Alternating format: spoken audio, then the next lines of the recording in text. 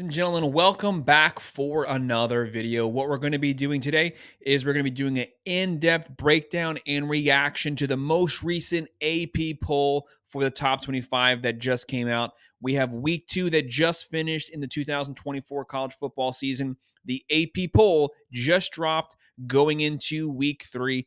Go ahead, hit that like button and subscribe. If you have any comments, drop them below and I'll make sure to respond.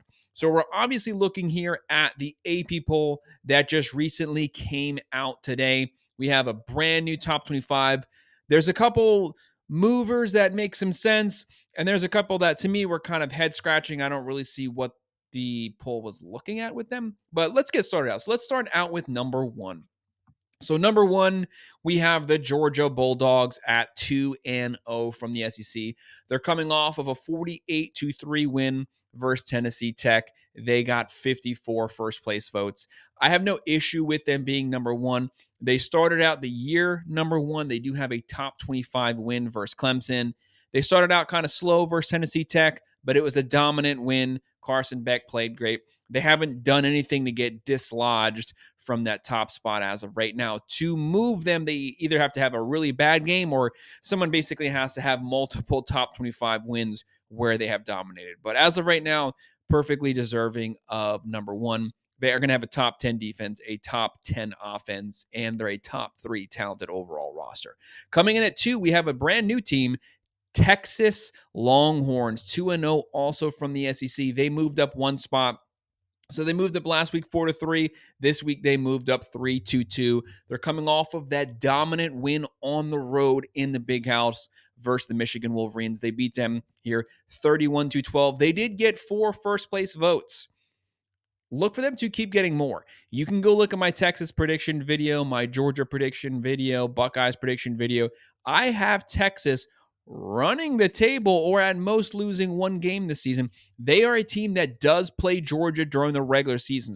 So once they get to that game, if they're both 1-2, those teams are basically not just fighting for top spot in the SEC, but fighting over that number 1 overall spot in the poll. They deserve to be number 2. Some people can make the case that they deserve to be number 1. They do have the best win of the year so far versus a top 10 team. I have no issue with them being number 2. I have no issue with them being number 1. Going into week 3, it really doesn't matter if you're 1 or 2. They're both kind of the same right now, but perfectly fine with them moving up. Coming in at number 3, we have the Ohio State Buckeyes at 2-0 coming out of the Big Ten. They slid back one spot to number 3. They did beat Akron 52-6. They also received 5 first place votes. No issue with them being 3. No issue had they stayed at 2 and Texas stayed at 3. 1, 2, 3, 4. These teams are all really good. They've all had dominant performances so far. The Ohio State defense, best in the country, bringing back 8 starters from last season. On offense, they have Judkins, they have Henderson, they have Egbuka, they have Jeremiah Swift. Will Howard actually had a decent game. He had a couple overthrows this past weekend, but it looks like he's getting a little more comfortable in this Chip Kelly offense. This is a team, it's fine for them to be 3. They have a lot of ranked matchups coming later on. If they win those, they can maybe start making their case also to go to number 2 or 1.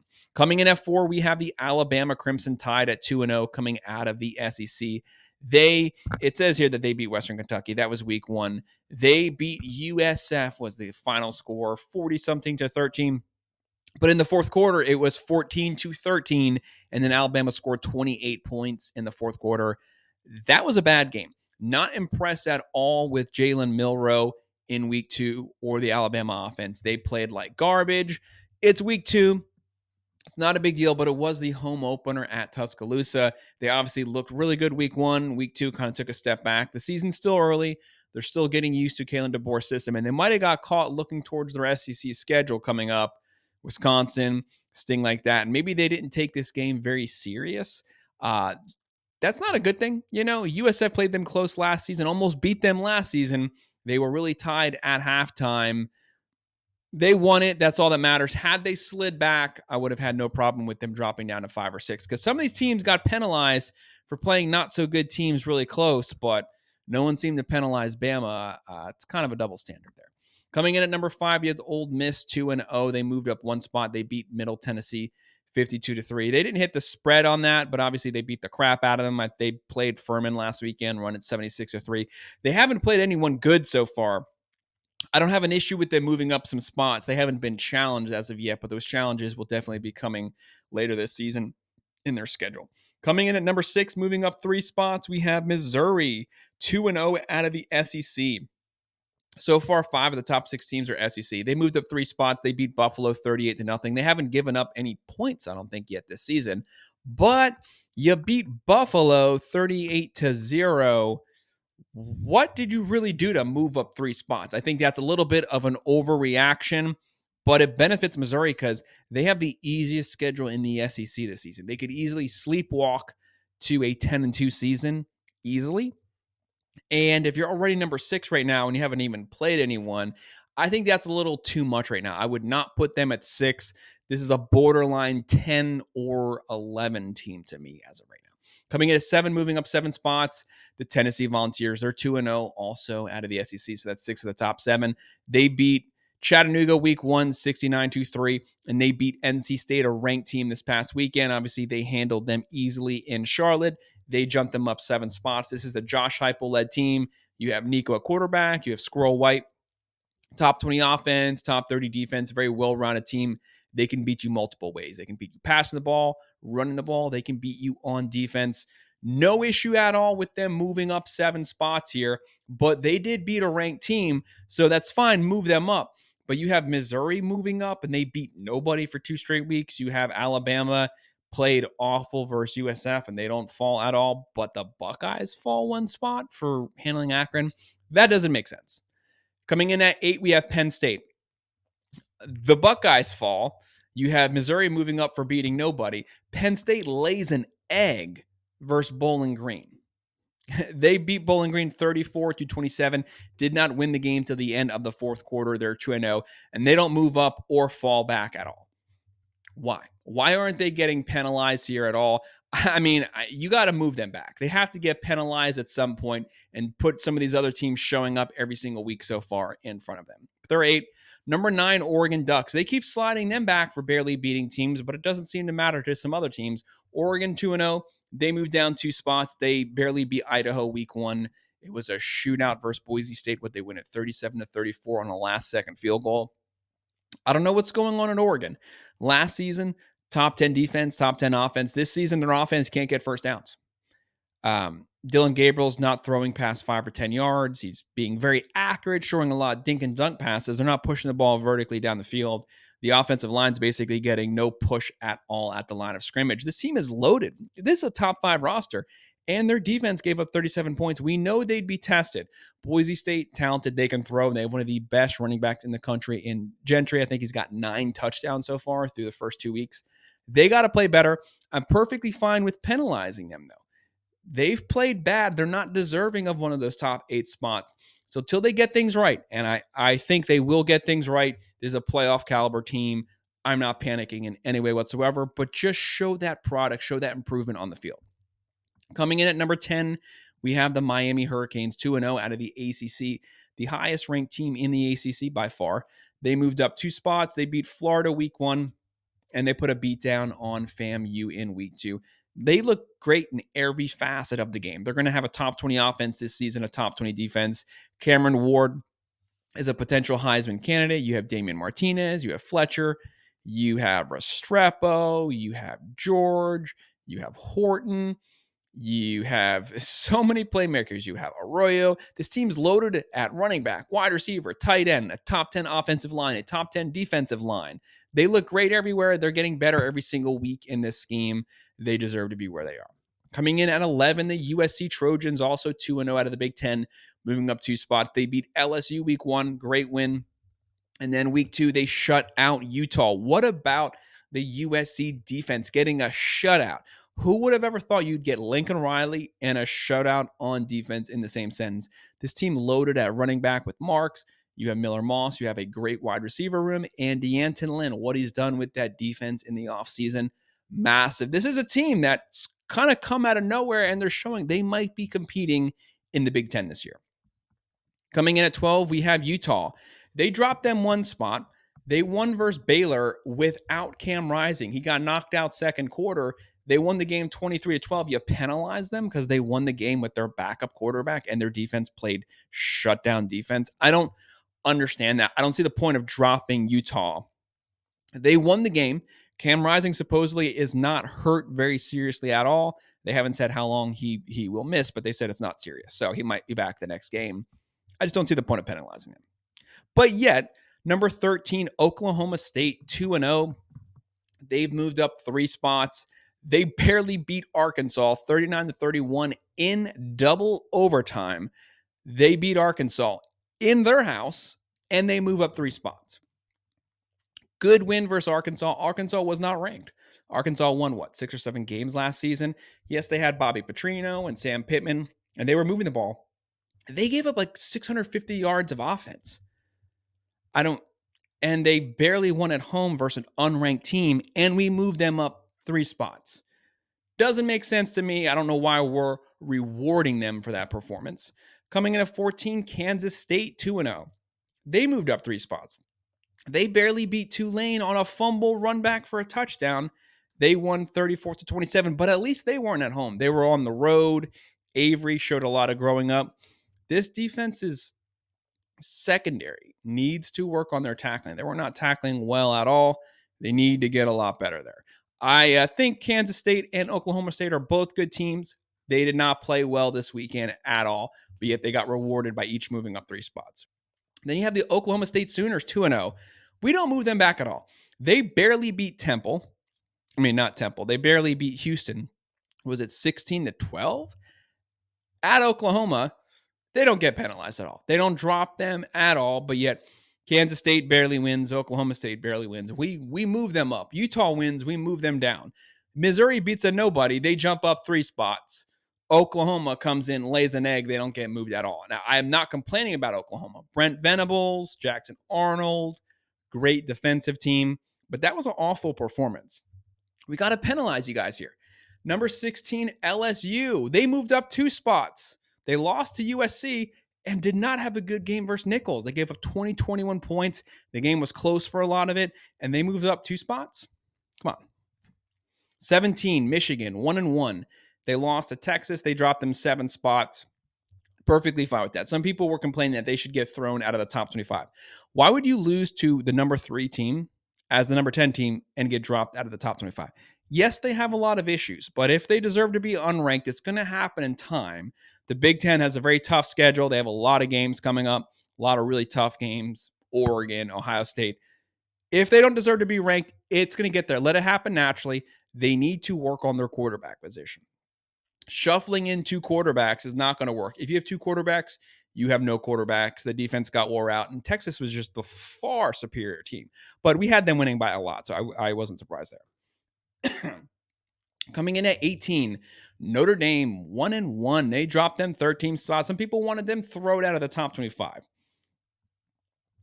Calm down. It wasn't necessary. They lost to Northern Illinois. Awful game. Marcus Freeman has a lot of soul searching to do.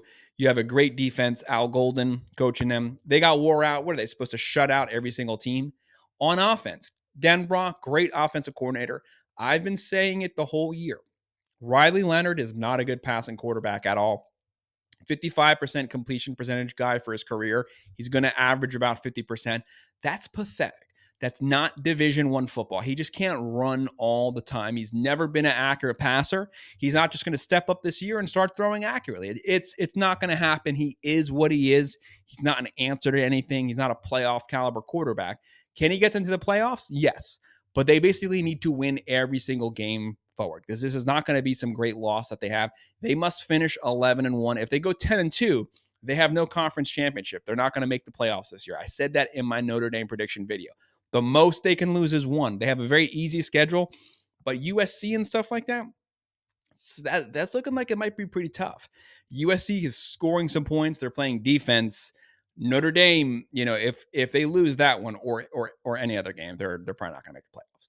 Number 19, Louisville, 3 spots. Jacksonville State. So Louisville 2-0 coming out of the SEC. They moved them up 3 spots.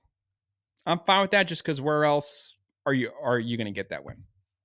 Arizona, 2-0. They didn't move up or down. This is a team that did not play well in week 2. Week 1, they beat New Mexico 61-39. Where's their defense? And in week 2, they could not score at all. Yes, they have a great team. They have Fafita at quarterback. They have McMillan at wide receiver. They're not stopping anyone, and their offense is going up and down. Very talented team, deserving to start out the year top 25. But after their performance in week 2, I would have removed them from the top 25. There's a lot more deserving teams here.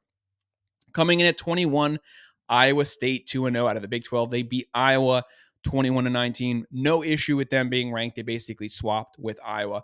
That was a great win. They played good on defense. They got first downs when they had to get first downs versus a top 10 Iowa Hawkeyes defense. Coming in at 22, we have Clemson at 1-1. They moved up 3 spots. Yes, they lost to Georgia. That was an embarrassing loss for Dabo Swinney. All that you can ask is he makes adjustments and they respond accordingly. They did. They had a massive win this past weekend. They scored a lot of points. They deserve to move up 3 spots. This is a very talented team. ESPN has them as the number 7 overall roster. Cade Klubnik looked a lot better. Running backs look good. The offensive line looked good. We know they have a top 10 defense. The wide receivers, they were making plays. Can they do that versus better competition? That remains to be seen. But Appalachian State, whom they beat, was not a bad team by any means. They beat them. They controlled the game all throughout. So great win for them. Reward them by moving them up. But put them in front of Arizona. Come on. Coming in at 23, Nebraska 2-0 out of the Big Ten. They put a beatdown on UTEP, who's a very solid team. And this past weekend, they beat Colorado. Not surprising. I had them beating Colorado pretty handedly. They showed Dylan Raiola is a true freshman. They're going to have that guy for 3 years. He looks great as a freshman. He's going to be better as a sophomore, great as a junior. This team has a bright future, a solid top 20 defense. They were getting after it. They beat up Shedeur Sanders. They beat Colorado. The score doesn't fully justify how much of a beatdown this game was. It was never up for doubt. They controlled it. They were so physical. Colorado could not contain themselves. Nebraska, they deserve to be ranked, and they don't have too bad of a schedule. Yes, there's a couple tough games coming up, but this team could easily be an 8 or 9 win team out of the Big Ten, which is a solid second year for Matt Rule. 24, Boston College, 2-0. You have your week 1 here, win 56-0, and week 2, they beat Florida State. Same Florida State team, week 1, they beat Florida State.